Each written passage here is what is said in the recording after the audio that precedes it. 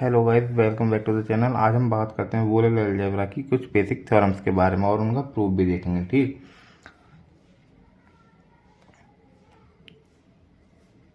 तो आइए देखते हैं। सबसे पहले एड इम्पोर्टेंट लॉ, ए और ए अगर किसी एलिमेंट का उसी एलिमेंट के साथ और करने पर क्या हमें वही एलिमेंट मिलता है। तो देखते हैं, इसको प्रूव करते हैं। ठीक, RHS साइड से RHS equal to A plus zero क्या होता है, लीस्ट एलिमेंट। अभी हमने बाई आइडेंटिटी लॉ लिखा है। ये लॉ मैंने आपको प्रीवियस वीडियो में डिस्कस किए थे, आइडेंटिटी, कम्यूटेटिव, डिस्ट्रीब्यूटिव। ठीक, इस जीरो की जगह मैंने by complement law A dot A bar लिख दिया क्योंकि इसकी वैल्यू जीरो होती है। अब इसको डिस्ट्रीब्यूट किया इस पूरे के साथ। डिस्ट्रीब्यूट करने पर ए प्लस ए बार की वैल्यू 1 हो जाएगी, जिससे कि भाई आइडेंटिटी मेरे को क्या मिल जाएगा, ए प्लस ए। और मेरे को यही प्रूव करना था कि ए इक्वल टू ए प्लस ए होता है। तो आपको ये दूसरा एंड ऑपरेटर वाला ये आपको सेल्फ प्रूव करना है। ठीक, अब देखते हैं बाउंडेडनेस लॉ या डोमिनेंस लॉ। ठीक, ए और के ग्रेटेस्ट एलिमेंट है ये। ठीक है, अगर किसी एलिमेंट का ग्रेटेस्ट एलिमेंट के साथ और करते तो क्या हमें ग्रेटेस्ट मिलता है। ठीक, आप इसको मीट एंड जॉइन कैसे भी, लेकिन हम यहाँ एंड और की तरह ही रीड करेंगे। ठीक, वरना बहुत सारे मीट एंड जॉइन मिल जाते हैं जिससे कंफ्यूजन हो जाता है।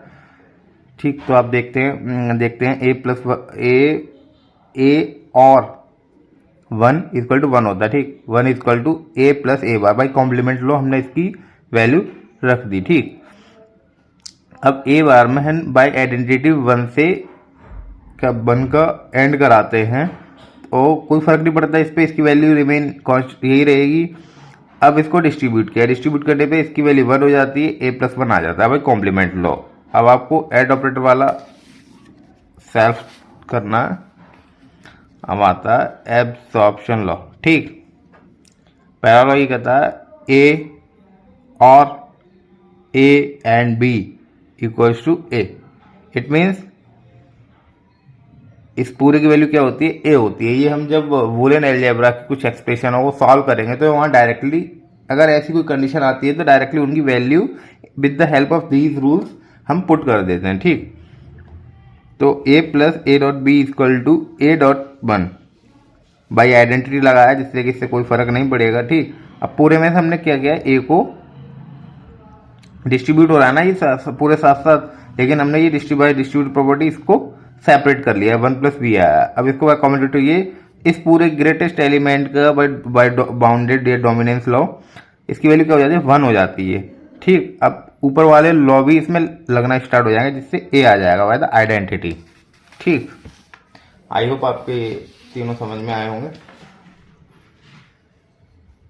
अब आता है D Morgan's law. D Morgan's law exam point of view से बहुत इंपॉर्टेंट है। ठीक, बहुत ज़्यादा पूछा जाता है डी मॉर्गन्स लॉ। तो हमने यहाँ डी मॉर्गन्स लॉ को एक एज्यूम्पशन के थ्रू प्रूव किया है। ठीक, जिसमें हमने देखा है कि ए प्लस बी यानी कि ए और बी का कॉम्प्लीमेंट ए बी के एंड के कॉम्प्लीमेंट के बराबर होता है। ठीक, तो यहाँ एज्यूम्पशन लिए एक, तो इसके थ्रू हमने प्रूव किया। To prove the theorem will show that, इसके थ्रू। ठीक, इसमें क्या है, अब इस पूरे को क्या है, इसके साथ डिस्ट्रीब्यूट किया है। इस पूरे ब्रैकेट को इन दोनों के साथ डिस्ट्रीब्यूट किया है। ठीक, डिस्ट्रीब्यूट करने पर बाय द कम्यूटेटिव प्रॉपर्टी इनको अरेंज किया है एक मैनर में, B plus A bar, A plus B bar commutative. ठीक, अब क्योंकि ये एसोसिएटिव भी होता है, एसोसिएटिव पुराने वाले जैसे आपने जो रूल पढ़े हों, A plus C equal to A plus B in bracket and C अलग, तो ठीक वही रहता है यहाँ भी। तो उससे करने पर ये ए प्लस ए बार की वैल्यू क्या हो जाएगी, 1, बी प्लस बी बार की वैल्यू हो जाएगी 1। ठीक, अब जब ये आ गया तो इनसे बाय द डोमिनेंस या बाय द डोमिनेंस, ये कॉम्प्लीमेंट गलत लिख दिया, सॉरी, बाय द डोमिनेंस ये क्या 1 हो जाएंगे इनकी वैल्यू। ठीक, 1 आ गया। ठीक, क्या हमें ग्रेटेस्ट एलिमेंट मिल गया। अब यही ऑल्सो कंसिडर किया है। ठीक, अभी एंड के साथ, अब इसको इसके साथ एसोसिएट किया जा रहा है डायरेक्टली। आप देख रहे हैं, by the help of associative ये हमने अरेंज किए हैं। अब इसकी वैल्यू क्या हो जाएगी 0, इसकी वैल्यू 0, ये हमने पीछे पढ़ा है, बाय डोमिनेंस 0। तो हम फ्रॉम इक्वेशन 1 एंड 2 से कह सकते हैं कि जब हमने a प्लस बी में a बार b बार का क्या और किया और एंड किया, हमें एंड करने पे क्या लीस्ट एलिमेंट मिल रहा है और करने पे ग्रेटेस्ट एलिमेंट मिल रहा है। तो according to the previous property we can say that कि it is a complement of A plus B, कि कॉम्प्लीमेंट का ये क्या है, कॉम्प्लीमेंट है। ठीक, यही हमें ये डी मॉर्गन्स लॉ में प्रूव करना है। एसोसिएटिव प्रॉपर्टी ये होती है, ये बहुत सिंपल है। अब इन्वॉल्यूशन ये लॉ ये कहता है अगर किसी एलिमेंट का कॉम्प्लीमेंट और उसका भी कॉम्प्लीमेंट किया जाए तो हमें वही एलिमेंट मिल जाता है। ये प्रॉपर्टी हमने सेट में भी देखी थी। ठीक,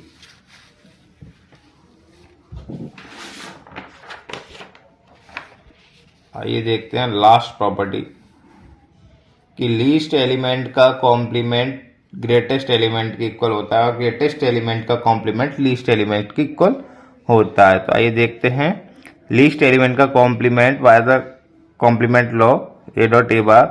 ठीक, अब इसको क्या बाय डी मॉर्गन सेपरेट किया है, इन्वॉल्यूशन लॉ लगा दिया इस पे a प्लस ए। अब इसकी वैल्यू होती है क्या 1, ये हमने देख रखा है।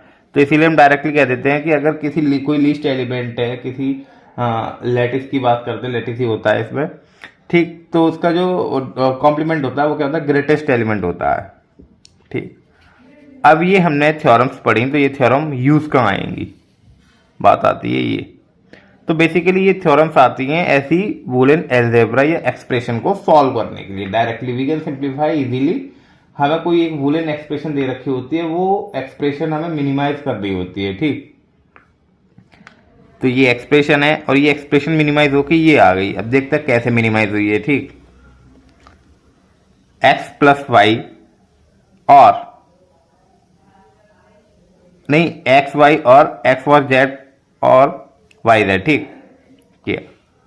अब अगर हम इसमें 1 से क्या इसका 1 के साथ एंड करते तो क्या इस पर कोई फर्क पड़ेगा, नहीं पड़ेगा। ठीक, और 1 की वैल्यू x प्लस एक्स बार रखते हैं तो भी कोई दिक्कत नहीं है। अब इसको क्या डिस्ट्रीब्यूट किया, इसके साथ डिस्ट्रीब्यूट करने के साथ इनको by the commutative property arrange किया है और इस पूरे ब्लॉक में से एक्स वाई को कॉमन लिया, इस पूरे ब्लॉक में से एक्स बार जेड को कॉमन लिया। इससे वैल्यू क्या इसकी 1 हो जाएगी, इससे यहाँ वैल्यू इसकी 1 हो जाएगी और दोनों का मल्टीप्लाई करने पर ये। अब ये एक्सप्रेशन मिनिमाइज होके इतनी हो गई। ठीक, अब एक और है C dot A plus B plus C. C को इम्प्लाइज किया सभी के साथ। ठीक, अब यहां से सी कॉमन लिया बी प्लस 1 जिससे वैल्यू 1 हो जाएगी। अब यहां से कॉमन लिया तो डायरेक्टली हमें क्या मिल गया सी। आप ऐसे ये क्वेश्चन ऐसे भी आ सकते हैं कि क्या ये इसके इक्वल है, क्या आपको दे दिया जाए डायरेक्टली लेफ्ट हैंड साइड और राइट हैंड साइड प्रूव करा क्या ये सी के इक्वल है। ठीक, इस तरह। ठीक, एक और देखते हैं क्वेश्चन, बहुत अच्छा क्वेश्चन है ये। और ये तीनों क्वेश्चन क्या है AKTU के पेपर में आए हैं, इंपॉर्टेंट क्वेश्चन है। आई थिंक 20-21 में ये क्वेश्चन आपसे पूछे गए हैं AKTU में। ठीक, लॉन्ग क्वेश्चन में 2-3 एक्सप्रेशन दे दी जाती हैं, उन्हें सॉल्व कराया जाता है। तो यहां देखते हैं X Y plus X Z का bar plus X Y bar Z X Y plus Z क्या होता है, ये पूरे एक्सप्रेशन 1 की इक्वल होती है। ठीक, चलो चेक करते हैं। फर्स्टली सबसे पहले इसको यहाँ डिस्ट्रीब्यूट कर दिया, डिस्ट्रीब्यूट करने से इस पूरे ब्रैकेट की वैल्यू क्या वाई वार के अकॉर्डिंग 0 हो गई है। ठीक, और यहाँ जेड की वैल्यू 1, मतलब डुप्लीकेसी हो रही है तो वहां पे 1 रखते हैं। ठीक, ये आ गया। अब इसे 0 को हटा दिया, यहाँ से ये इतना बचा। ठीक, अब करा क्या है कि इसमें ना x को कॉमन लिया और y प्लस वाई बार z आ गया। ठीक, यहां से y z, क्योंकि अब इसमें से इसकी वैल्यू तो 1 प्लस जेड आएगा, 1 बचेगा। इस y की जगह हमने y प्लस वाई जेड रखा जिससे कि हमारी एक्सप्रेशन पर कोई फर्क नहीं पड़ रहा। ठीक, आगे सॉल्व करने पे हम यहाँ आ गए x plus X Y plus Z plus X bar Z bar. ठीक, अब इसको इसके साथ क्या डिस्ट्रीब्यूट कर दिया। डिस्ट्रीब्यूट करने के बाद पूरे में से एक्स को कॉमन, पूरे में से यहाँ से एक्स को कॉमन ले लेंगे, जेड प्लस जेड, डुप्लीकेसी आ जाएगी तो हटा देंगे, क्या बचा एक्स वाई, ये पूरा कॉम्प्लीमेंट है भाई, ये पूरा कॉम्प्लीमेंट है तो ये पूरा ब्रैकेट क्या दे देगा, 1 दे देगा, एक्स प्लस वाई 1। अब इस 1 को इसके साथ डिस्ट्रीब्यूट किया और ये प्रॉपर्टी रिजल्टेंट देती है हमें 1.1, तो y क्या मिल जाएगा हमें 1। आई होप ये एक्सप्रेशन आपके समझ में आई होगी। आप और छोटी छोटी 2-4 वूलन एल्जेब्रिक एक्सप्रेशनों को सॉल्व कर सकते हैं, जिससे कि आपका कॉन्फिडेंस बिल्डअप होगा। वैसे ज़्यादा ये आती नहीं है, इसमें से कीमैप डिज़ाइन करने के लिए आता है, लेकिन सिलेबस में है तो पढ़ना पड़ेगा।